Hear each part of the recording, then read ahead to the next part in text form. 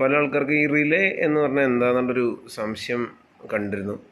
Okay, അപ്പോൾ ഞാനിത് ഇപ്പോൾ ഒരു റിലേ കാണിക്കുന്നത് ഇലക്ട്രോ മെക്കാനിക്കൽ ടൈപ്പ് റിലേ ആണ്. ഓക്കെ, അപ്പോൾ ഇതിൻ്റെ അകത്ത് കണ്ടു കഴിഞ്ഞാൽ ഒരു ചില്ലുകൂടുണ്ട്. ആ ചില്ലുകൂടിൻ്റെ അകത്തൊരു കോയിലുണ്ട്, DC 24 വോൾട്ട് എന്നൊക്കെ എഴുതിയ കോയിലുണ്ട്. പിന്നെ കുറച്ച് കോണ്ടാക്ട്സ് ഒക്കെ ഇങ്ങനെ കാണാം ഇതിൻ്റെ അകത്ത്. ഓക്കെ, ഇതിലിങ്ങനെ 1 2 3 എന്നൊക്കെ പറഞ്ഞാൽ പല സാധനങ്ങൾ എഴുതിയേക്കണ കാണാം. കോണ്ടാക്ടറിൻ്റെ ടൈപ്പ് എഴുതിയേക്കണ കാണാം. ഓക്കെ, അതിൻ്റെ ബാക്ക് സൈഡിൽ നോക്കുവാണെങ്കിൽ കുറേ പിന്നുകൾ കാണാം.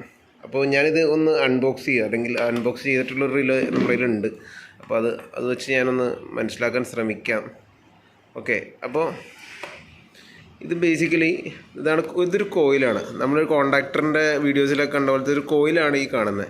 ഓക്കെ, ഈ കോയിലിനകത്തേക്ക് നമ്മൾ 24 വോൾട്ട് DC സപ്ലൈ കൊടുത്തു കഴിഞ്ഞാൽ ഈ കോയിൽ മാഗ്നറ്റൈസ് ആകും. അതായത് കോയിൽ മാഗ്നറ്റിനെ പോലെ ആക്ട് ചെയ്യും.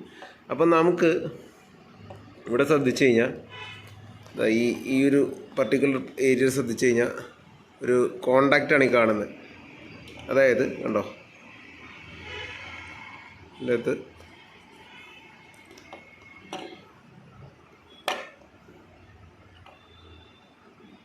ഇങ്ങനെ ടച്ച് ചെയ്ത് നിൽക്കുന്നതാണ്, ഒരു പാർട്ട് ടച്ച് ചെയ്ത് നിൽക്കുന്നതാണ്. ഇതിനെ കോണ്ടാക്ട്സ് എന്നാണ് പറയുന്നത്. അപ്പോൾ ഈ മുട്ടി നിൽക്കുന്ന കോണ്ടാക്ട്സിനെ NO കോണ്ടാക്ട്സും, പിന്നെ നമ്മുടെ ഈ കോണ്ടാക്ട്സുകളെ മുട്ടാത്ത സൈഡിലെ കോണ്ടാക്ട്സിനെ NC കോണ്ടാക്ട്സ് എന്നും വിളിക്കും. നോർമലി ഓപ്പൺ കോണ്ടാക്റ്റും മറ്റേത് ക്ലോസ്ഡ് കോണ്ടാക്റ്റ് എന്ന് വിളിക്കും. ഇനി ഞാനിത് അമർത്തി പിടിച്ച് കഴിഞ്ഞാൽ എന്താ സംഭവിക്കണമെന്ന് കാണാം. കണ്ടോ, ഇതിങ്ങനെ ഒരു മോഷനുണ്ട്. അമർത്തുമ്പോഴത്തേക്ക് ഇതിൻ്റെ ഒരു മോഷൻ കാണാം. ഒരറ്റത്ത് നിന്ന് മറ്റേ അറ്റത്തേക്ക് ടച്ച് ചെയ്യുന്ന, ഒരറ്റത്ത് നിന്ന് വിട്ട് മറ്റേ അറ്റത്തേക്ക് ടച്ച് ചെയ്യുന്ന മോഷൻ കാണാം. അപ്പോൾ ഇതിപ്പോൾ ഞാൻ മാനുവലി വെറുതെ കൈ കൊണ്ട് ഇങ്ങനെ ചെയ്യുവാണ്, ഇങ്ങനെ അമർത്തി ചെയ്യുക. അപ്പോൾ ശരിക്കും സംഭവിക്കണം എന്താണെന്ന് വെച്ച് കഴിഞ്ഞാൽ ഈ കോയിൽ എനർജൈസ് ആകും. അതായത് ഈ കോയിലിലേക്ക് മാഗ്നറ്റിക് ഫീൽഡ് ആക്കാൻ വേണ്ടി നമ്മളൊരു DC സപ്ലൈ കൊടുക്കും. ഈ DC സപ്ലൈ കൊടുക്കുമ്പോഴത്തേക്കും ഇത് എനർജൈസ് ആയിട്ട് ഇതിങ്ങനെ അങ്ങോട്ടും ഇങ്ങനെ അമങ്ങും, ഈ സൈഡിലേക്ക് അമങ്ങി ഇങ്ങനെ ഇരിക്കും. അപ്പോൾ അവിടെ മാഗ്നറ്റിക് ഫീൽഡ് ഉള്ളിടത്തോളം കാലം, അതായത് ഈ കോയിലിലേക്ക് സപ്ലൈ ഉള്ളിടത്തോളം കാലം ഇത് അമങ്ങിയിരിക്കും. ഇല്ലാത്ത പക്ഷം ഇത് പുറത്തേക്ക് ഇങ്ങനെ മറ്റേ എൻഡിൽ ടച്ചായിട്ടിരിക്കും. ഓക്കെ, അപ്പോൾ ഇത് എന്താണ് ഇതിൻ്റെ ഒരു ഉപയോഗം എന്ന് വെച്ച് കഴിഞ്ഞാൽ, അത് പറയണമെങ്കിൽ ഈ നമ്മുടെ കോയിലിൽ എടുക്കുന്നത് 1 2 3 എന്നൊക്കെ പറഞ്ഞാൽ ഇങ്ങനെ കുറച്ച് നമ്പേഴ്സൊക്കെ കാണാം. പിൻ നമ്പർ അതതിൻ്റെ കോണ്ടാക്റ്റിൻ്റെ നമ്പറുകളാണ്. അപ്പോൾ ഇതിൽ നിങ്ങൾക്ക് ശ്രദ്ധിച്ചു കഴിഞ്ഞാൽ മനസ്സിലാവും.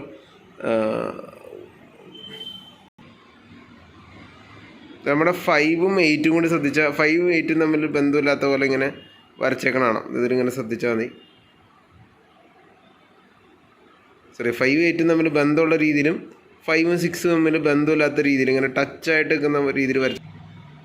അതായത് ഞാനിപ്പോൾ കാണിച്ച കണ്ടീഷനിൽ, നോർമലി കണ്ടീഷനിൽ 5ഉം 8ഉം തമ്മിൽ ബന്ധം ഉണ്ടാവും. ഈ 5ഉം 8ഉം എന്താണെന്ന് നമുക്കിപ്പോൾ മനസ്സിലാവും. ഞാനിപ്പോൾ പറയാം. 1ഉം 4ഉം തമ്മിൽ ബന്ധം ഉണ്ടാവും എന്ന് മനസ്സിലാക്കുക.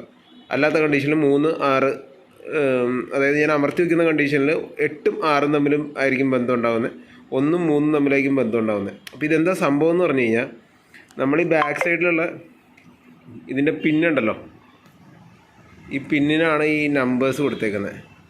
ഓക്കെ, അപ്പോൾ കണ്ടോ 1 2 3 ശ്രദ്ധിച്ച് കഴിഞ്ഞാൽ കാണാം. 1 2 3 4 5 6 7 8 എന്നൊക്കെ പറഞ്ഞ് പിന്നുകൾ എണ്ണിയാലും മതി, ആ എണ്ണം നോക്കിയാലും മതി.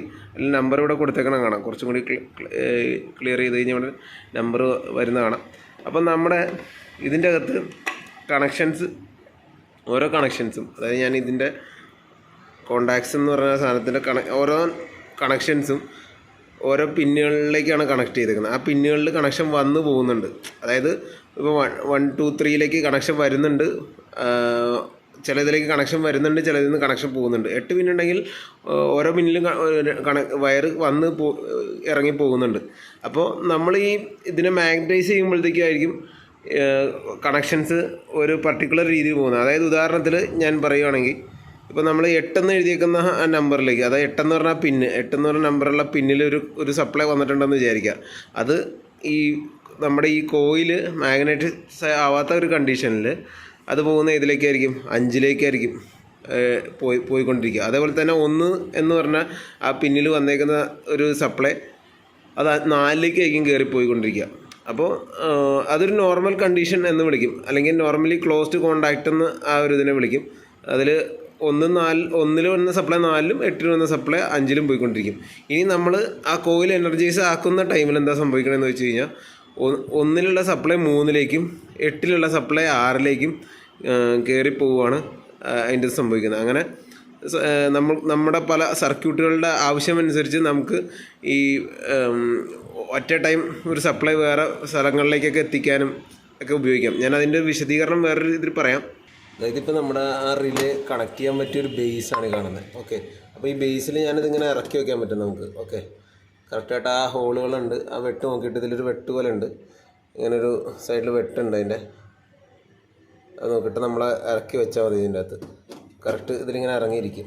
ഓക്കെ, അപ്പം നമുക്ക് ഈ പിന്നിൻ്റെ നമ്പർ ഇതിലുമുണ്ട് ഉണ്ടോ. 1 2 3 4 5 6 7 8 സെറ്റ് ഉണ്ട്. ഞാനിപ്പോൾ നമ്പർ ഇതിൽ നമുക്ക് എത്ര സൂം ചെയ്താലും അത്ര ക്ലിയർ അല്ല, എങ്കിലും നിങ്ങൾ ചെയ്യുമ്പോൾ നിങ്ങൾക്ക് കുറച്ചും കൂടി മനസ്സിലാവും.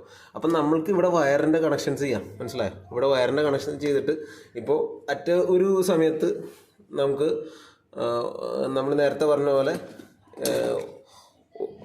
നോർമൽ ഒരു കണ്ടീഷനിൽ ഇപ്പോൾ ഒരു സർക്യൂട്ടിൻ്റെ അകത്ത് വയറിങ്ങിൽ എന്തെങ്കിലും ഒരു സെൻസറിൽ നിന്നോ എന്തെങ്കിലും ഒരു പർട്ടിക്കുലർ ഡാറ്റ നമുക്ക് കിട്ടുന്നുണ്ട്.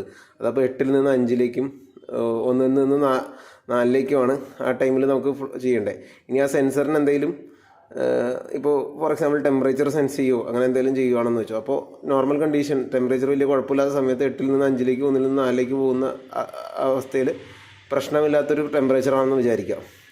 ഇനി ഏതെങ്കിലും സമയത്ത് അതിൻ്റെ ടെമ്പറേച്ചർ കൂടുമ്പോഴത്തേക്കും അത് നമ്മുടെ ആ കോയിലിനെ എനർജൈസ് ചെയ്യാൻ പാകത്തിനുള്ളൊരു സെറ്റപ്പ് നമ്മൾ ചെയ്യും. അപ്പോൾ അതിലേക്ക് 24 വോൾട്ട് സപ്ലൈ, ഈ കോയിലിനകത്തേക്ക് 24 വോൾട്ട് സപ്ലൈ ചെല്ലുകയും ഈ കണക്ഷൻ ഒന്ന് തിരിമറി നടക്കും. അതായത് 8-ൽ നിന്ന് 6-ലേക്കും 1-ൽ നിന്ന് 3-ലേക്ക് സപ്ലൈ പോകും. അപ്പോൾ അങ്ങനെ നമുക്ക് എന്തെങ്കിലും പ്രശ്നമുണ്ടെന്ന് മനസ്സിലാക്കി എടുക്കാനൊക്കെ ഈ ഒരു സെറ്റപ്പ് ഉപയോഗിക്കാൻ പറ്റും. അപ്പോൾ ഞാൻ ഇതിൻ്റെ വയറിംഗ് ഒന്നും ചെയ്തിട്ടില്ല, ഞാൻ അത് ചെയ്തിട്ടുള്ളത് പിന്നെ ഏതെങ്കിലും വീഡിയോ നമുക്ക് ചെയ്യാം. അപ്പോൾ ഇതാണ് അതിൻ്റെ ഒരു കളി. ഇത് നമ്മുടെ ഒരു പാനൽ ബോർഡിൻ്റെ അകത്ത് ഈ റിലേ യൂസ് ചെയ്തേക്കുന്നത്. അപ്പോൾ ഇത് അതേപോലത്തെ ഒരു റിലേ ആണ് കണ്ടോ. ഇതേപോലെ ഇതിൽ കണക്ഷൻസ് ഒക്കെ ചെയ്ത് വെച്ചിട്ടുണ്ട് കണ്ടോ. ഇങ്ങനെ നമ്മൾ 1 2 3 4 എന്നൊക്കെ പറഞ്ഞ് D1 അല്ല O1 O2 O1 2 എന്നൊക്കെ പറഞ്ഞ് നമ്പറൊക്കെ ഇട്ട് വയ്ക്കും. അതായത് ഈ സർക്യൂട്ടുകളിൽ പല സർക്യൂട്ടുകളിൽ നിന്നും വരികയും പോവുകയൊക്കെ ചെയ്യുന്നത് കുറച്ച് കോംപ്ലിക്കേറ്റഡ്, അത്ര കോംപ്ലിക്കേറ്റഡ് അല്ലെങ്കിലും കുറച്ച് കോംപ്ലിക്കേറ്റഡ് ആയിട്ടുള്ളൊരു പാനലാണ്. അപ്പോൾ ഇതിൻ്റെ അകത്ത് ഇങ്ങനെ വയറിങ് ചെയ്യുമ്പോഴത്തേക്ക് എന്താ ഗുണമെന്ന് വെച്ച് കഴിഞ്ഞാൽ നമുക്ക് ഓരോ സർക്യൂട്ടുകളെ ആവശ്യാനുസരണം, അതായത് ഈ റിലേക്ക് നമ്മൾ നിർദ്ദേശം കൊടുക്കുക എന്ന് വെച്ചാൽ അതിൻ്റെ കോയിലിനെ നമ്മൾ സപ്ലൈ കൊടുത്തുകൊണ്ട് നമ്മൾ ആക്ടിവേറ്റ് ചെയ്ത് കഴിയുമ്പോഴത്തേക്കും ഓരോ സിഗ്നൽസും ചെല്ലേണ്ടടുത്തേക്ക് ചെല്ലുകയും അതനുസരിച്ച് നമുക്ക് പല കാര്യങ്ങൾ വർക്കൗട്ട് ചെയ്യാൻ പറ്റും. എന്തെങ്കിലും ഓണാക്കാനോ ഓഫാക്കാനോ അങ്ങനെയുള്ള കാര്യങ്ങൾക്ക് നമുക്ക് ഉപയോഗിക്കാം. ഇതും കുറച്ച് കോംപ്ലിക്കേറ്റഡ് ആയിട്ടുള്ള സർക്യൂട്ട് വയറിംഗ് ആണ്. അപ്പോൾ ഇതും ഒരു തരം റിലേകൾ തന്നെയാണ്, ഈ കാണുന്നതും റിലേസ് തന്നെയാണ്. അപ്പോൾ എല്ലാത്തിൻ്റെ വർക്കിംഗ് ഇതേപോലെയൊക്കെ തന്നെയാണെന്ന് മനസ്സിലാക്കാൻ വേണ്ടി റിലേ പലതരം ഉണ്ട്. അപ്പോൾ റിലേ എന്ന് പറയുമ്പോൾ നിങ്ങൾക്ക് മനസ്സിലാകേണ്ട ഒരു കാര്യം എന്ന് പറഞ്ഞാൽ ഒന്നിൽ നിന്ന് ഒരു കണക്ഷനിൽ നിന്ന് മറ്റൊരു കണക്ഷനിലേക്ക് എത്തിക്കുകയും അത് പല രീതിക്ക് ചെയ്യാൻ പറ്റും. ഇപ്പം ഞാൻ കാണിച്ചത് ഇലക്ട്രോ മെക്കാനിക്കലാണെങ്കിലും അല്ലാണ്ടുള്ള പലതരം റിലേസ് ഉണ്ട്. അപ്പോൾ അങ്ങനെ ചെയ്യാനുള്ളൊരു പരിപാടി ഇതിൻ്റെ അകത്തുണ്ട് എന്ന് മനസ്സിലാക്കുക. അപ്പോൾ ഇതേപോലത്തെ PLC കണ്ടത് PLC ആണ് കാണിച്ചേക്കുന്നത്. അപ്പോൾ ഈ PLC ആയിട്ടൊക്കെയുള്ള കമ്മ്യൂണിക്കേഷനുകളും ഞാൻ PLCയുടെ ഒരു വീഡിയോ ഓൾറെഡി ഇട്ടിട്ടുണ്ട്. അപ്പോൾ അതായിട്ടുള്ള കമ്മ്യൂണിക്കേഷനൊക്കെ ചെയ്യാൻ വേണ്ടി റിലേയുടെ സഹായം അത്യന്താപേക്ഷിതമാണ്. അപ്പോൾ റിലേയുടെ സഹായത്തോടെ ആയിരിക്കും ആ PLC കാര്യങ്ങൾ ഡീൽ ചെയ്യുന്നത്. അതായത് ഇതിൽ ഇൻപുട്ട് ഔട്ട്പുട്ട് ടെർമിനൽസ് ഒക്കെ ഉണ്ട്. ഓക്കെ, അപ്പോൾ ഔട്ട്പുട്ടുകൾ വരുമ്പോഴത്തേക്കും PLC എന്ന് പറഞ്ഞാൽ നമ്മൾ പറഞ്ഞല്ലോ ഓൾറെഡി ഒരു ബ്രെയിനാണ്. അപ്പോൾ അവൻ പറയുന്ന അനുസരിച്ച് റിലേ ഓൺ ഓഫ് ആവുകയും അതനുസരിച്ച് ഓരോ സാധനങ്ങൾ വർക്കൗട്ട് ചെയ്യുകയാണ് ഇതിൽ മെയിൻലി നടക്കുന്നൊരു സംഭവം.